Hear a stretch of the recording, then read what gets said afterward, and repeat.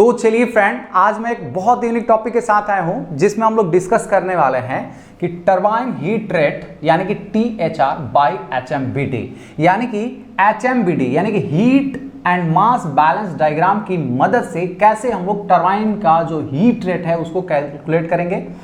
तो देखिए, ये जो डायग्राम है इसको प्रीवियस वीडियो में हम लोग डिटेल से समझे थे। उम्मीद करता हूँ ये चीज़ आपको अच्छे से समझ में आ गया होगा। अगर वीडियो नहीं देखे होंगे तो डिस्क्रिप्शन बॉक्स में लिंक दे दूंगा, प्लीज़ उसको देख लीजिएगा कि HMBD डायग्राम क्या होता है और इसको हम लोग कैसे समझ सकते हैं। तो इस वीडियो में हम लोग देखेंगे कि कैसे टरबाइन का जो THR है इस HMBD डायग्राम से कैलकुलेट करेंगे। तो हमारे साथ बने रहिएगा, पूरे एंड तक वीडियो देखिएगा, बहुत ही इंफॉर्मेटिव होने वाला है। तो चलिए इस वीडियो को करते हैं स्टार्ट।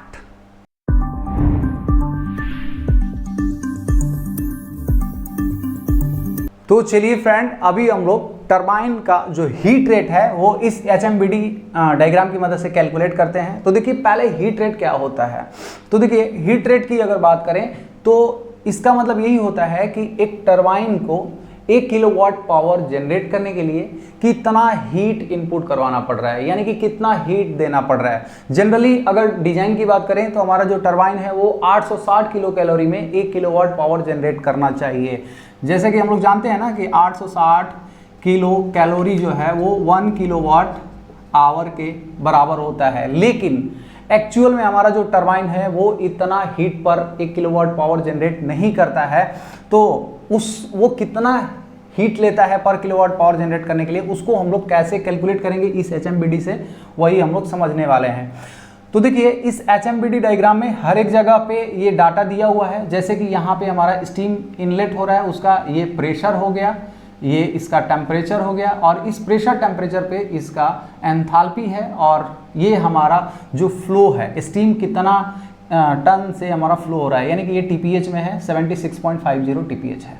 और ये टरबाइन में हमारा दिखाया गया है 4 एक्सट्रैक्शन, जो कि पहला जो एक्सट्रैक्शन है वो HP हीटर 1 के लिए जा रहा है, सेकंड एक्सट्रैक्शन जो है वो HP हीटर 2 के लिए जा रहा है, थर्ड एक्सट्रैक्शन जो है वो हमारा डीएरेटर के लिए जा रहा है, और हमारा फोर्थ एक्सट्रैक्शन जो है वो LP हीटर के लिए जा रहा है। और लास्ट में हमारा जो स्टीम है वो एग्जॉस्ट हो जा रहा है, जो कि कंडेंसर में कंडेंस होकर के CEP द्वारा इसको खींच करके इसको इजेक्टर वाया LP हीटर में भेजते हैं, और ये पानी फिर डीरेटर में जाता है। डीरेटर से हम लोग एक BFP लगा करके इसको HP heater 2, 1 and then boiler में भेज देते हैं। तो ये इसका कंडीशन है।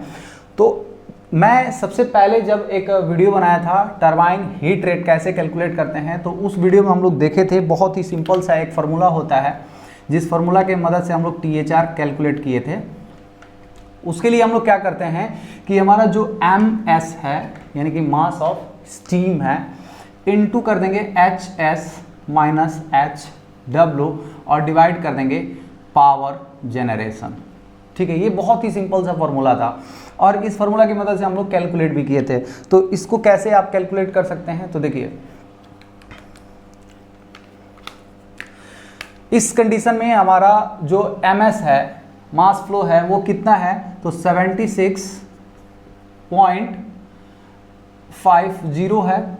ये TPH में है तो इसको TPH में ही रखते हैं। एंथैल्पी कितना है स्टीम का, तो 830.70 है, माइनस HW। अब यहाँ पे HW कौन सा लेंगे, जो फाइनल HP हीटर से निकल रहा है वो, यानी कि 235.5, और डिवाइड कर देना है पावर जनरेशन। हमारा जनरेशन कितना हो रहा है, 20 मेगावाट हो रहा है, तो इसको हम लोग डिवाइड कर देंगे। तो हमारा जो वैल्यू है वो कितना आ रहा है, 830.7 माइनस 235.5 और इनटू कर देना है 76.5 और डिवाइड कर देना है 20 मेगावाट से।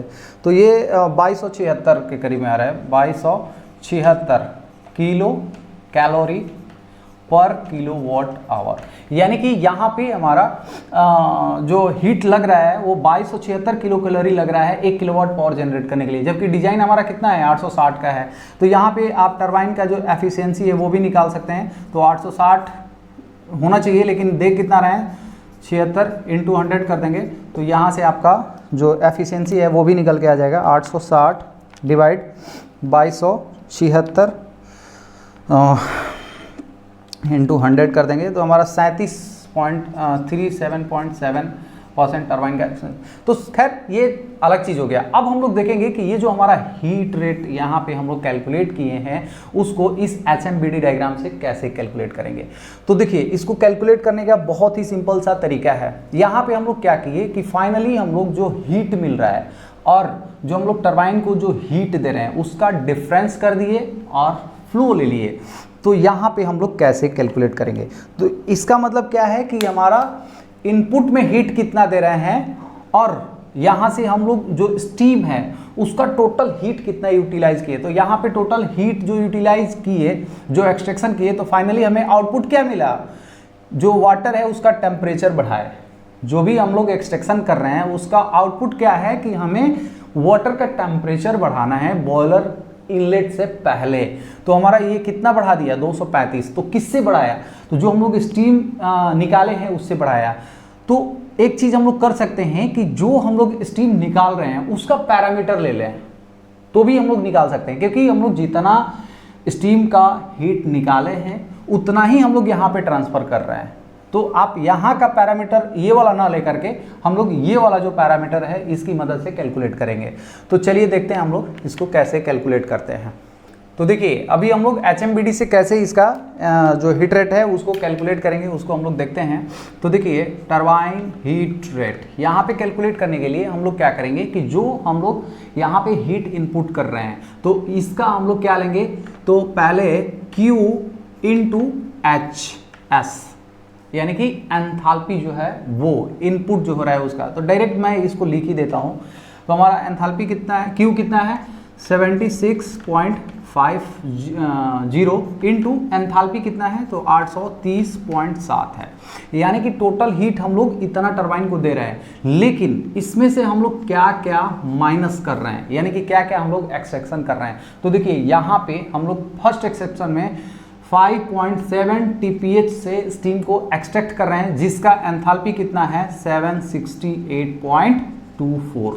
ठीक है, उसके बाद हम लोग क्या कर रहे हैं, तो सेकंड में हमारा सेकंड एक्सट्रैक्शन में जो स्टीम है उसका देखते हैं। तो देखिए उस स्टीम का 5.10 इंटू 727.21 है। उसके बाद हमारा थर्ड एक्सट्रैक्शन में स्टीम जो है वो 6.06 है जिसका एंथैल्पी 682.52 है। नेक्स्ट हमारा फोर्थ एक्सट्रैक्शन में कितना है तो 5.56 इंटू एंथैल्पी कितना है 618.81 है। अब यहाँ पे क्या बचा, तो देखिए हमारा जो फाइनल जो यहाँ पे स्टीम निकला और यहाँ पे स्टीम है और यहाँ पे क्या हो गया पानी बन गया।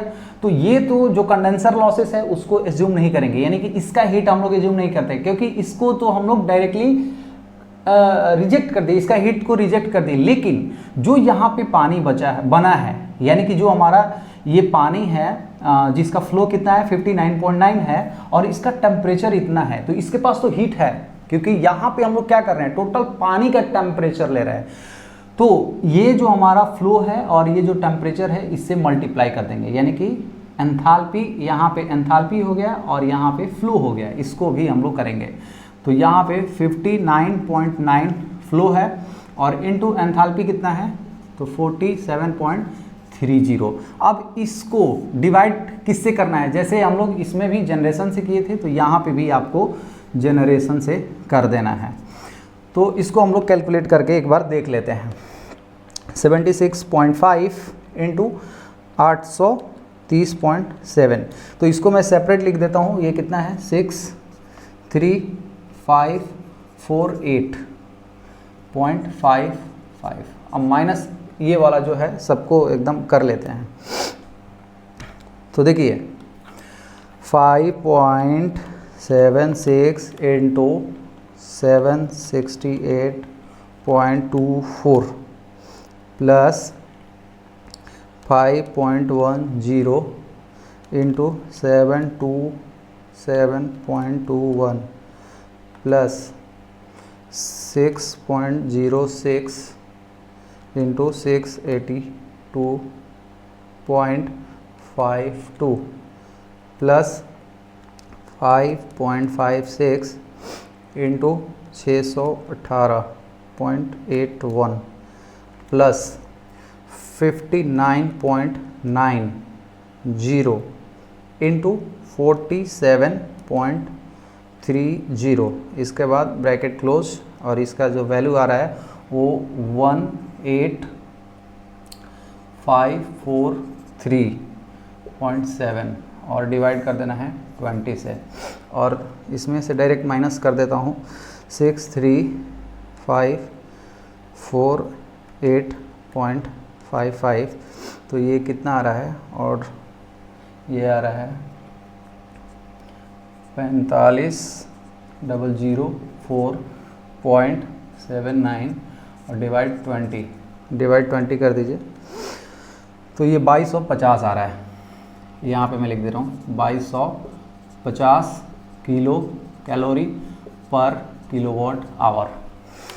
और यहाँ पे हम लोग जो कैलकुलेट किए थे वो कितना था, डायरेक्ट मेथड से जो कैलकुलेट किए थे 2276 आ रहा है, और इससे हम लोग कैलकुलेट कर रहे हैं तो 2250 किलो कैलोरी पर किलोवाट आ रहा है। इस तरह से यहाँ पे हम लोग दोनों मेथड से देखें कि हमारा जो डायरेक्ट मेथड है उसका हिट रेट कितना आ रहा है, और जो HMBD का जो पैरामीटर है उससे कैलकुलेट करके देखें तो लगभग हमारा दोनों का सेम आ रहा है, यानी कि हमारा जो डिजाइन हीट रेट है उसके रेस्पेक्ट में हमारा जो वैल्यू है वो करेक्ट आ रहा है। तो इस तरह से हम लोग इस heat and mass balance diagram द्वारा जो टरबाइन का हीट रेट है उसको कैलकुलेट करते हैं। इसमें इंपॉर्टेंट चीज़ ये होता है कि जो हमारा CEP का जो पानी जा रहा है उसका भी एंथैल्पी को ऐड करके पावर जनरेशन से डिवाइड करना पड़ता है। एक्सट्रैक्शन का तो करना ही है, साथ में CEP का जो पानी है उसको भी, उसका हीट को इसमें ऐड करना है, क्योंकि हम लोग यहाँ पे टोटल हीट लेते हैं पानी का, इसलिए हमको इसको भी करना पड़ता है।